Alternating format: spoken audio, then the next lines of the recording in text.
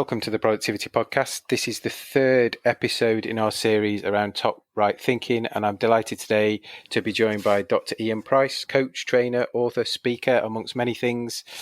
Morning, how are you? I'm very well, Simon. Great to be with you today. And I'm Good. excited, having listened to the previous two podcasts and slightly daunted at the quality. So let's see what we can do. No, I'm sure it'll be amazing as per the previous two with Dulcie.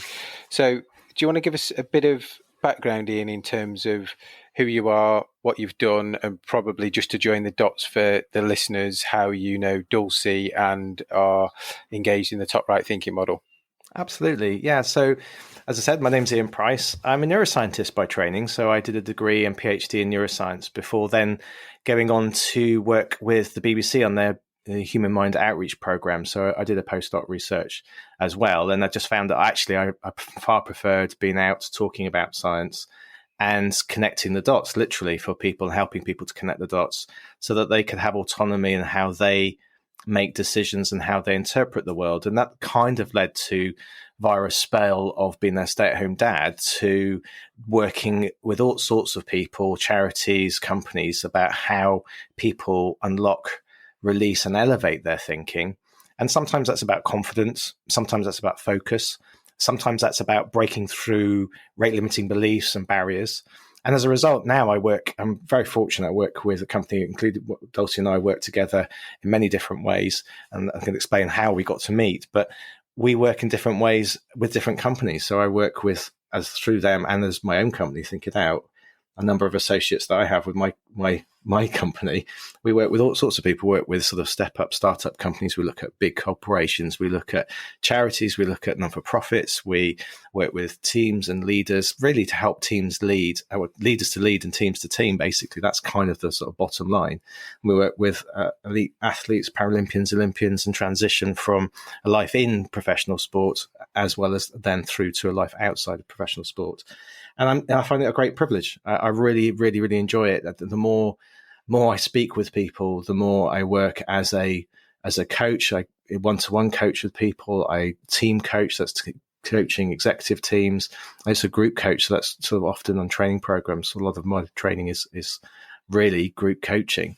And then, I'm just blown away by the impact that being curious and asking curious questions, top right questions, can really unlock, and as I said, release and elevate thinking and leadership and teaming. And that's what I do. That's what I do now, and as well as writing about it and speaking about it at conferences and wherever I get an opportunity and things like this podcast. Excellent. Sounds like you've got an amazing and varied kind of bunch of associates and clients to work with. So it kind of keeps you on your toes, I suspect. 100%. And yeah, absolutely. And if we get to talk about sort of psychometrics and sort of behavioral preferences, you'll understand I'm Tigerish, one. I'm very curious and I just love the variety of it. So no day, no week is the same. And particularly now that we're able to travel again, sort of traveling to Ireland or all sorts of parts of the UK and Europe, doing this is just, again, it's a privilege and I love doing it. Excellent. And Dulcie's probably a fairly similar character, having got to know her. So how did you meet Dulcie and how does that work? We're very similar. I didn't think I'd ever meet somebody that would be quite as Tigerish and excitable and curious and vivacious, I suppose, certainly on stage. So I met Dulcie through the first lockdowns. We just happened to work for a same provider, and I read her first book, It's Not Bloody Rocket Science. And I loved it. I genuinely loved it. And I was listening back to the podcast and she was worried about how I might have been contacting her. And I thought that was interesting. She thought she might be an imposter. But I contacted her to say, again, with the work that I did with the BBC in particular, and working with what we called sort of disaffected audiences that don't feel that they've got anything to contribute to science, which is one of my sort of passions. Absolutely. Everybody has something to contribute. Everybody can be an experimenter, somebody who wants to understand the world and contextualize the world so that they can actually do more for themselves and for other people. And so, just reached out to Dulcie, recognizing some of those same traits in the book and said how much I loved it. And there began a number of conversations that ended up with us doing in 2021 a series of, essentially Instagram lives every week. We would look at a well-being trait that was science-backed that cost virtually no money or virtually no money. And when we say money, we're talking about investment of, say, a tennis ball, and required very little time in the day. And the idea was that everybody could have the opportunity to raise their ability to have well-being through raising really sort of 4 brain chemicals: dopamine, oxytocin, serotonin, and endorphins, which we might get talked to about later.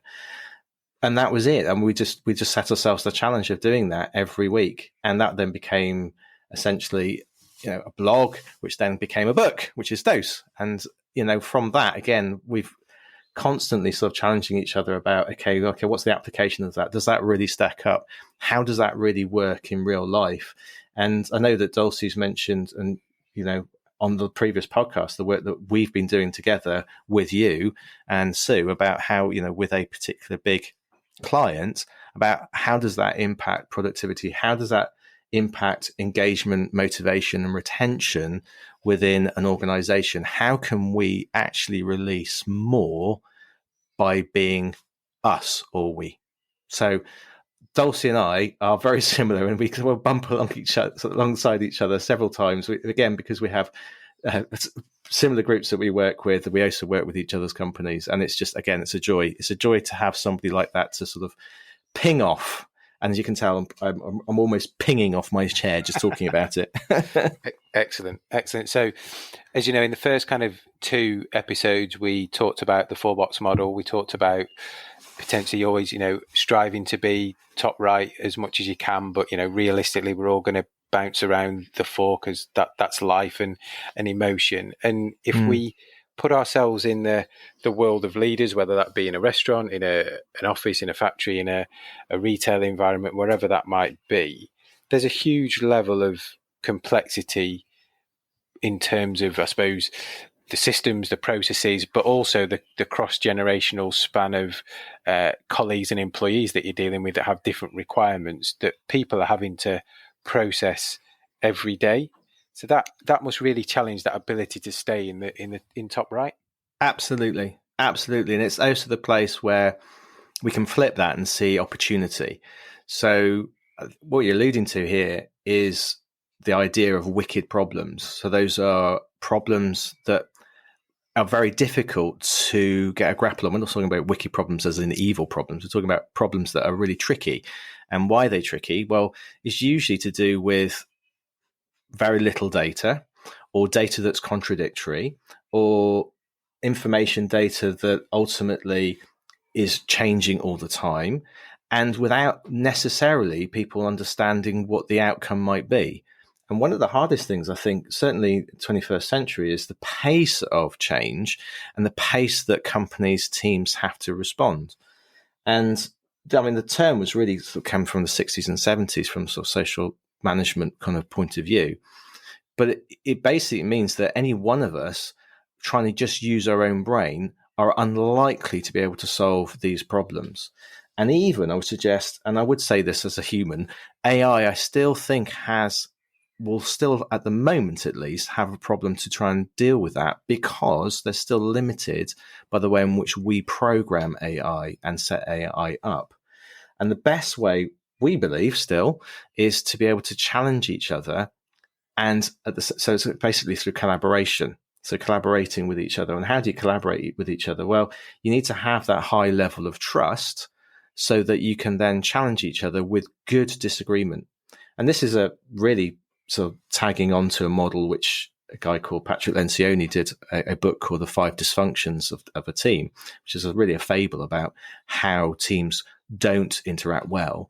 And one of the things that they need to interact well is to have high trust, so that they can then have, which is this high, support that Dulcie's been talking to us about, so that we can then have good disagreement or conflict.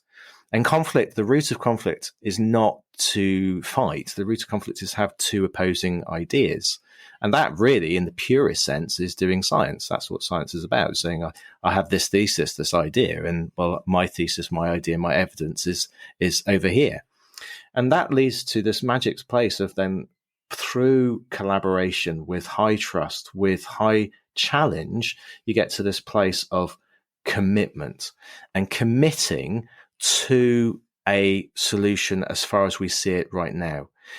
ideally, that incorporates something called agile working, where we have sprints. So we chunk it down and we work out, okay, we're going to have a go at this, and we're going to set ourselves at a time limit.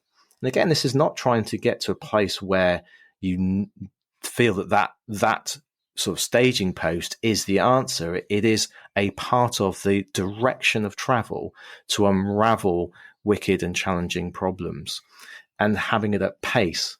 And then the other part that then leads to, and again, this is just going up Lencioni's pyramid, is saying, well, actually, then you get accountability.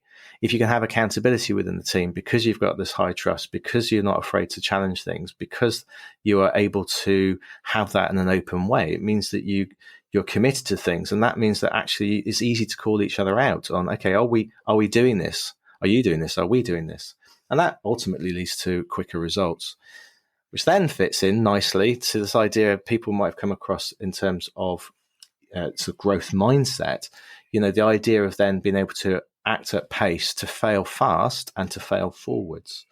And that all comes together then in how we use each other's brains to unlock, release, and elevate our thinking, so we can connect the dots and get to good enough or best fit solutions for wicked problems.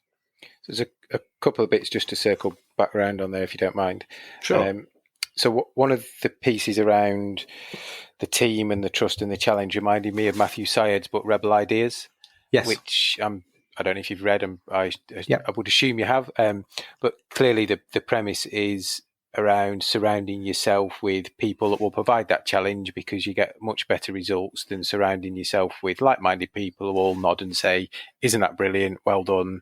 Let's all go out for a beer or a kind of cup of coffee. So that kind of resonates there. And then the high performance bit comes back to some of the kind of Jake Humphreys podcast, the high performance podcast, because that is the, I suppose, core of most of their conversation around fail fast, learn. And clearly all the people they speak to have been very successful in their line of work and business or whatever it is they do. So they're two good references, I think, for people listening if they've not read or listened to those Absolutely.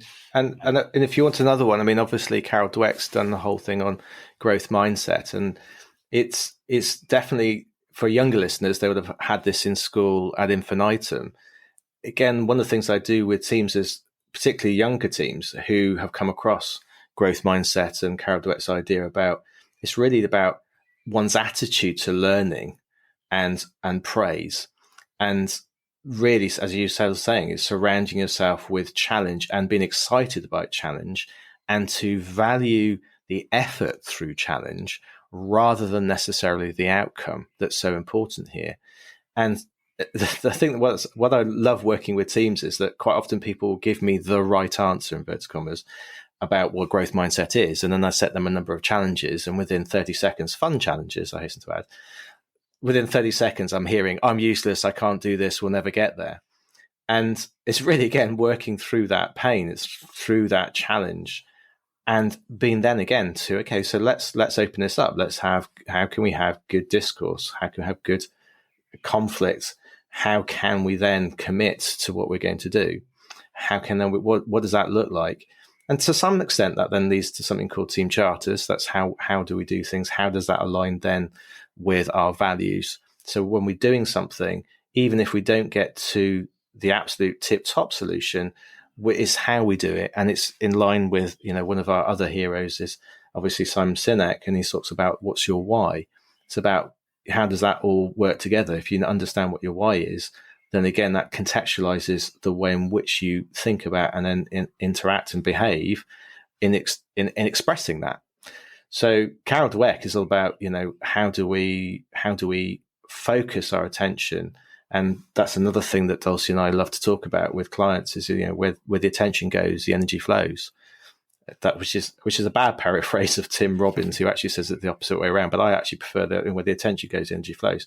So that's actually what we're trying to do with Top Right Thinking in many ways, is to help us engage with tricky, difficult conversations that ultimately then lead to breakthroughs for you and for your teams, for your clients, for your customers, and for those that depend upon you. And you're absolutely right about, the idea that, it's difficult, which is kind of what I think you're alluding to. It's difficult, but again, it's a process that is doable. And, the whole thing about really doing this as a team is that something that I love the phrase that a colleague of ours, Andrew Jenkins, calls I to the power of we. This thing that we are supposed to be an incomplete autonomous unit.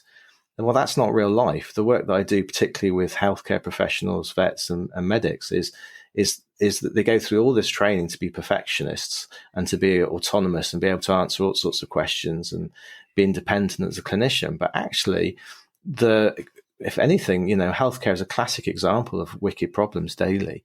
Well, actually, it's about how you interact with each other. And then surrounding yourself, as you absolutely rightly put, with people who are better than you and not being afraid of that. I mean, there's reasons why people, like Richard Branson, Elon Musk, and Mark Zuckerberg, anybody you can cater think of who have made it in terms of, as these again word, made it in inverted commas, have surrounded themselves with people who are better than themselves. What they're masters of is unlocking that thinking and applying that thinking as a team. And that's where the magic happens, the I to the power of a we. When I win, we win. When we win, I win. What limits, I believe, so often is ego and I have to be irreplaceable, or I have to be the one that can do exactly what other people are doing before asking them to do it. That is a nonsense, I suggest. But it is a quantum shift for many thinkers or many leaders. Is that behaviour built from childhood? Is it something that's formed early, or is it something that's learnt later in life? Absolutely. I mean, one of the things we've spoken about in pre this recording is the idea is that, so much of our brain's early life is very formative. And that's not to say, of course, that the brain can't be plastic throughout life. It is. It's plastic throughout its entire life. But there are certain phases in our life where we are particularly plastic. Neuroscience psychologists, social scientists, psychiatrists, and sociologists would all agree, I think, that those first 3 years are particularly important. But there are other staging posts which are particularly important in development, particularly with guys. Testosterone spikes are usually ages 8 and 14 before later, obviously, sort of late teens. But all of these impact how the brain is developing. And the interesting thing is, time and again, if you want to wire in curiosity, is actually you can't tell somebody to be curious. You just can't. So allowing children to make mistakes, to value the process, whilst at the same time not just letting them off, just saying, "Oh, great job, well done, love," and all that kind of thing. It doesn't work because children also are very savvy. Well, I didn't do a very good job. But if you can have that high challenge, and particularly the languages around not praising, because praising often is for the person who's giving it. I want to feel better about it. I want to make my child feel better. It's actually going, I'm really impressed by or recognize the effort that you put into that, and again, then throwing in a lovely sort of top right question, what would you do differently, or what could you do differently, and not trying to rescue the child or the person that you're leading from that discomfort, the challenge of making the connections in one's own mind, because that way you're actually utilizing the neuroscience, neuroarchitecture of the brain to come up with a solution that's far more pertinent, far more salient to the child. And suddenly, if we're doing that repetitively, if we allow ourselves to have play time, and play can be all sorts of things here. And I'm not suggesting for a second that, gaming doesn't have its place. In fact, there's a lot of research that gaming can be quite good, or very good in some cases in terms of well-being and social interaction and solving problems. I mean, Minecraft is a great example of that, and the sort of societies and groups that as a result of that. But what we do know is throughout all of that phase, through our late teens into early 20s, we get this sort of neural pruning. There's a lovely neuroscientist called Sarah Jane Blakemore, based in Cambridge, I believe. And she used to be in UCL, I think. And then she wrote a book called Inventing Ourselves. And in that book, she talks about this process of neural pruning as we get older. So as we get to that sort of late teens, early 20s, the ways in which we have come to think about problems, complex problems, productivity, what's important, actually get far more hardwired in. And I've really struggled with hardwired as a phrase for a number of reasons. So it's still plastic, it's just less plastic. And that's probably an evolutionary thing. It's about saying, actually, if you've got to this point and your reproductive capacity is there, you're going to have enough information about how the world works to be successful enough that you can reproduce now. And then that's passing on those genes. But the beauty of the brain is that the next generation is beautifully capable of adapting to a new environment. The real trick here is to go, okay, well, how do we actually, again, get out of ourselves, get out of all the different biases that we have now had neural pruning, so the other options have been limited, not reduced and limited, but not completely gone. Well, how do we do that? Well, we do that through seeing beyond our own perspective, our own paradigms, as Steve Covey would call it. And if anybody's listening who knows Steve Covey, 7 Habits of Highly Effective People, fantastic book. It's about getting out of those paradigms. Well, that's to work with other people. It's about unlocking other people's thinking and a team's thinking. And again, this circles beautifully, I think, back to top right. That's where time and again, high challenge, high support. It's the combination, it's the paradoxical pairing of those things that are so important. And, that is the sweet spot. And it takes practice, and everyone can do it. We are all plastic enough to be able to do that. And when you were talking there about kind of the neuro pruning and challenging children at a young age and that kind of whole reward process, the phrase that kind of popped into my mind was wrapped in cotton wool. Is that a fair assumption that if you kind of do some of that conditioning, let's call it, you almost create that safe space, but there's no, when you fall, it feels a monumental fall, or when you fail, it feels a monumental fail because you're not conditioned or pruned that way?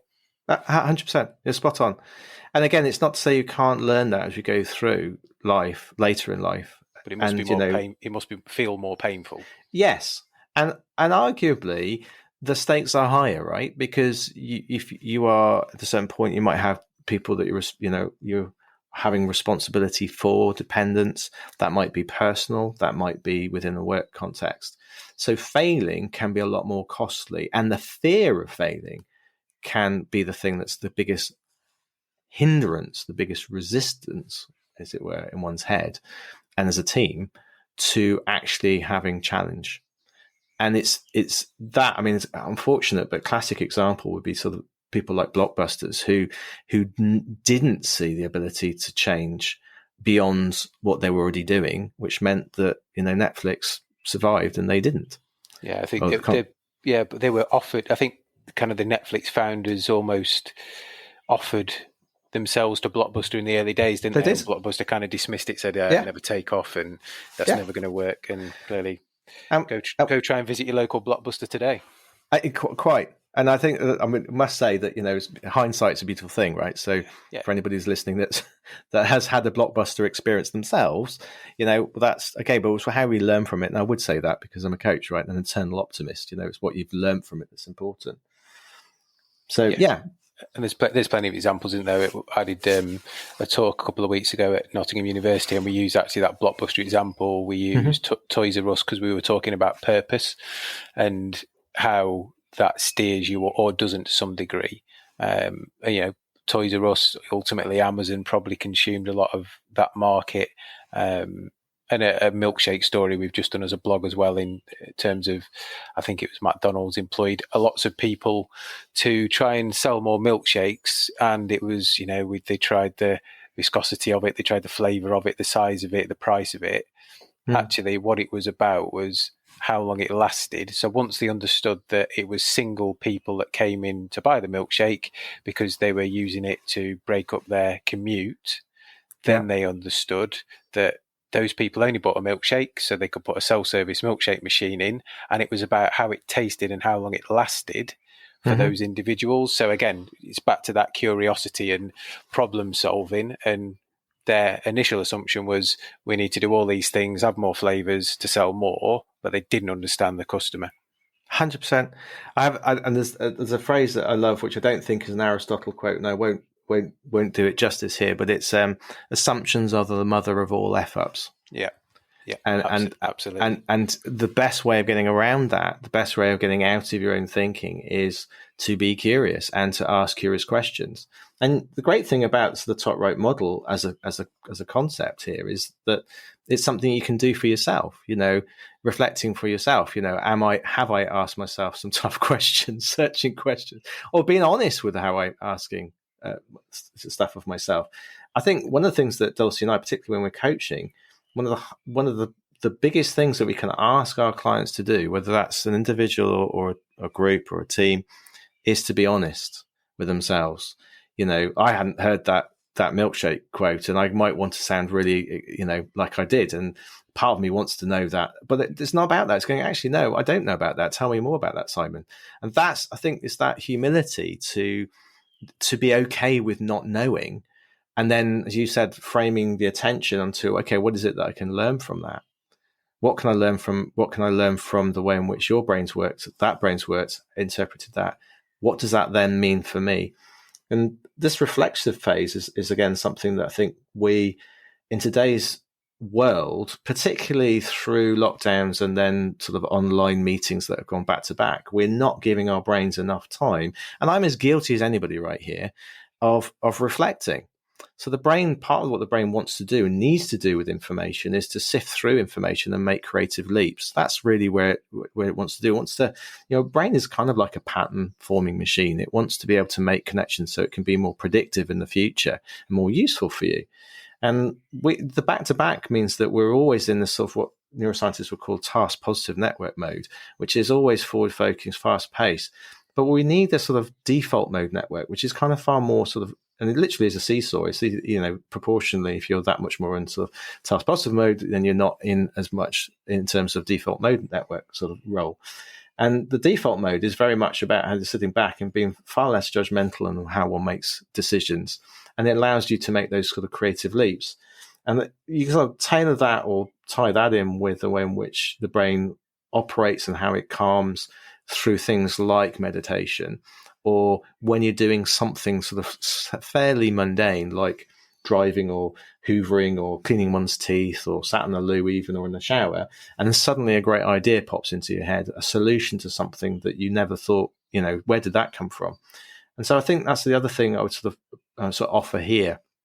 If you ever want me to back to have talk more about that, then by all means. But I think that's, again, how do we bring that into our day-to-day lives so that we have that reflective period, which allows our brains to make sense of things. Our brains are not computers. One of the things that Dulcie, I remember saying, which she liked exploring particularly, was that our brains are not computers. There are some analogies and metaphors that can be useful, but there's a lot that can't be useful as well. So how do we get reflective time? And one of the top tips I'd say here is, there's a lovely Harvard Business Review study, or at least it was quoted in Harvard Business Review a number of years ago, talking about actually having 15 minutes at the end of a day where you might do some breathing activities, or you might, and just reflect basically on the course of the day, what had happened, what had worked. And that could include, how many top right questions have I asked? And then what was amazing was when it compared to one group that had 15 minutes at the end of the day compared to a group that didn't have 15 minutes at the end of the day, productivity went up by 20% comparatively. Right. Which, that's a whole day. Now, this is where Dulcie and I, our raison d'etre, I suppose, is, when we understand the neuroscience a bit more, not only are we getting greater productivity and results and connectivity, motivation, that whole energy, the retention, engagement with the team, that kind of run through walls levels of trust, but it's frankly enjoyable. And we would say that as Tiggers, we would say it's enjoyable. You would want to do it. And our brains get addicted on things that it likes to do, get that lovely dopamine rush, as well as oxytocin rush in terms of being part of a trusting team. But, that dopamine rush, and that's the reason why so many of us get addicted to, including myself, certain little, games that we have on our phone, which give us these little rewards. That's the thing that that's what we help clients with. That's what we help leaders with. That's what we help teams with. When we start to have alignment in that sort of space, when we have trust, when we have with the tools, the ability to understand the discomfort often in changing, as you said, moving from old ways of thinking to newer ways of thinking, which is completely accessible, I would say, to anybody, pretty much, including people with neurodiversity, which is another thing that we really love working with people with neurodiverse ways of thinking, the magic happens. And that, I believe, is the future of humanity. But I would say that because I'm a neuroscientist, and to a neuroscientist, all answers are about the brain and how it works, right? Absolutely. So I think just to kind of draw it to a close, and I'm sure we could carry on this conversation for a good couple of hours, but maybe we do that offline and don't put the listeners through it. I think so the machines maybe aren't taking over. I know there's a lot in the news around potentially they're going to, and are we heading to this kind of Arnold Schwarzenegger Terminator state? And I think the other big takeout for me is, this is all a personal choice, isn't it? If you want to access this kind of stuff, there's lots of material. Clearly there's Dulcie, there's yourself that people can contact for further conversation, but all this is accessible at zero, relatively low cost, because it's all about a choice about thinking. Absolutely. Even that simple thing about giving yourself 15 minutes at the end of the day, there's, if you've got an employer that's that barbaric and won't let you do that, there's probably a bigger question there. But I'm sure most forward-thinking organisations would relish that, see the importance, and then clearly take the productivity boost from it. 100%. I mean, and it's the classic again. I've worked with some companies, big organisations, where unfortunately there's a sort of waiver to the human. The European Works Directive, and that's really tricky because it's all about, well, unless you are actually producing something, they're not productive. And the science is completely opposite. If you give people the value of time to think and recuperate, like lunch breaks, stay hydrated, that's another one. The return is incredible. And as to quote Dulcie's book, which is one of the reasons I loved it so much, and still do, is it's not bloody rocket science, and yet it's not common practice. So absolutely, Simon, you're spot on. Some of these things are really so simple and yet not in place. What I would say though is quite often it's having a conversation with people, getting perspective like a coach that allows you, or a mentor, somebody to allow to go, okay, it's the intentional intervention, if you like, the strategic intervention that gives, it's the right kind of intervention at the right time to the right amount.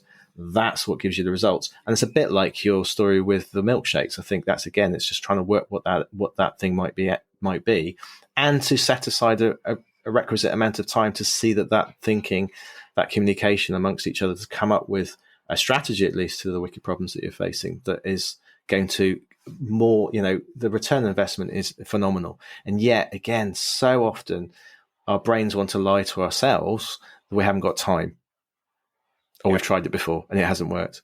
Well, that's not true.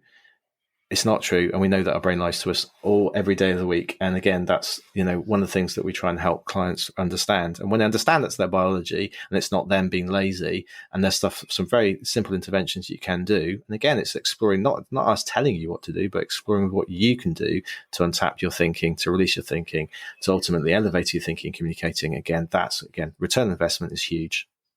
Amazing. And we'll pause on that note. If people want to contact you or find out more, where's the best place for them to do that? The best place is usually, there's two things. You can look at thinkitout.co.uk. That's the founding group that I've set up. It's a community and platform for coaches, trainers, and speakers. A phenomenal group of people. Again, very fortunate to have met some amazing people. And we're all about giving back as well. So much of what we do is to give back. And then the other place is obviously on LinkedIn. So Dr. Ian Price, PhD. So yeah, look, that's the best way of communicating with me. I get so many emails in the day, as you can imagine, with a number of different groups and people that I work with. DM me on LinkedIn is probably the best way of getting hold of me. So yeah, and you can obviously find our details as well. I think Dose, the book, the 52 tips for better health and well-being, basically, and happiness, that I've written with Dulcie, and details are in that as well. And if you want to go further on that, you can also look at the 52project.com as well. So you'll see me there. Brilliant. We'll put links to all those in the show notes just so people can click through and find you. Fascinating. Absolutely fascinating. One of the most fascinating podcasts we've done to date, I think. So I really appreciate your time. Thanks for coming on, Simon. And we'll catch up soon.